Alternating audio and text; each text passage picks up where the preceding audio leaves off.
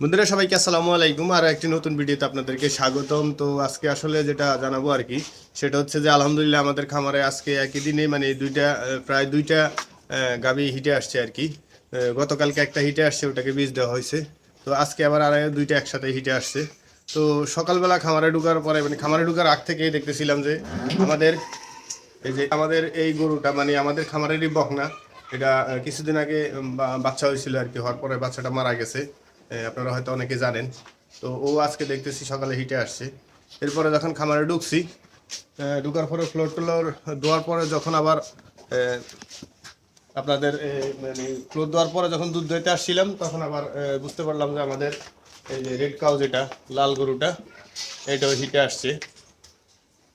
তো হিটে আসলে গরু সহজে কিভাবে বুঝবেন এই বিষয়ে আমাদের চ্যানেলে আরেকটা ভিডিও আছে, আপনারা দেখে আসতে পারেন। আশা করি উপকৃত হবেন। আর আমি চেষ্টা করব যে ওই ভিডিওটা এই ভিডিওর ডিসক্রিপশন বক্সে ওই ভিডিওর লিঙ্কটা দিয়ে দিতে আর কি। তো বন্ধুরা, আপনি যদি আমার চ্যানেলে নতুন হয়ে থাকেন তাহলে অবশ্যই চ্যানেলটাকে সাবস্ক্রাইব করে পাশে থাকা বেল আইকনটি বাজিয়ে দিন। আর আপনার মূল্যবান কোনো মতামত যদি প্রশ্ন থেকে থাকে তাহলে অবশ্যই কমেন্টে লিখে যাবেন, আমরা অ্যান্সার দেওয়ার চেষ্টা করব। তবে ভাই, আমি রাখাল, এই খামারে কাজ করি, গরিব মানুষ, সে কারণে অনেকে সাপোর্ট করে না। আজকে অনেক বছর যাবত ইউটিউবে চেষ্টা করতেছি, ফেসবুকে চেষ্টা করতেছি, এখন পর্যন্ত মনিটাইজেশনটাই নিতে পারি নাই।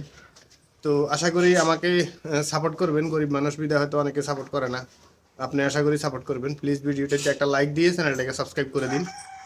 তো যাই হোক, আমরা বিকালে এগুলাকে বীজ দেওয়ার জন্য আমাদের এআই কর্মী আসবে। তো আপনাদেরকে অবশ্যই ওই সময় দেখাবো যে আমরা কিভাবে বীজ দিচ্ছে বা কিভাবে বীজ দিচ্ছি, আর কি কোম্পানির বীজ দিচ্ছি। তবে কোন কোম্পানির বীজ দিলে সবচেয়ে বেশি বকনা বাছুর হয় সে বিষয়ে আমাদের খুব শীঘ্রই একটা ভিডিও আমরা দেওয়ার চেষ্টা করব। কারণ হচ্ছে একটা খামারের স্বপ্ন এটাই হচ্ছে বকনা বাছুর।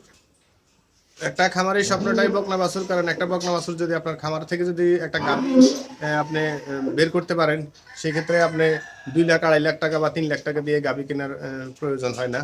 তো ওই খরচটা বেঁচে যায়। আর নিজের খামারের গাভী হইলে সেটার মূল্যই আলাদা। তো যখন এই কর্মী আসবে আবার ভিডিও করে আপনাদেরকে দেখানোর চেষ্টা করবো, ইনশাল্লাহ। ভালো থাকবেন। তো বন্ধুরা, আমাদের খামারে যেহেতু দুইটা গাভী হিটে আসছে, সে কারণে আমরা এই কর্মীকে কল দিছিলাম। তো উনি আসলে এসে হাজির হয়েছে আর কি। তো উনার আসার কথা ছিল আসরের নামাজের পরে বা মাগরিবের নামাজের আগে, মাঝামাঝি সময়টাই, কিন্তু উনি আসতে লেট করে ফেলছে, কারণ উনার কিছু কল ছিল আর কি।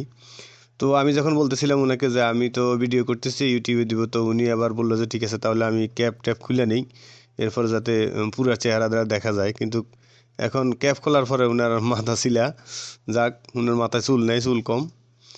তো যাই হোক, এখন আমরা আমাদের প্রায় 4 নম্বর গাভীটাকে, মানে এটা আমাদের খামারে বকনা ছিল আর কি, পরে যাক বাছুর হয়েছিল, গাভী হয়েছে, এরপরে বাছুরটা ডেলিভারির সময় মারা গেছিল। তো এটাকে আগে বীজ দিচ্ছিলাম।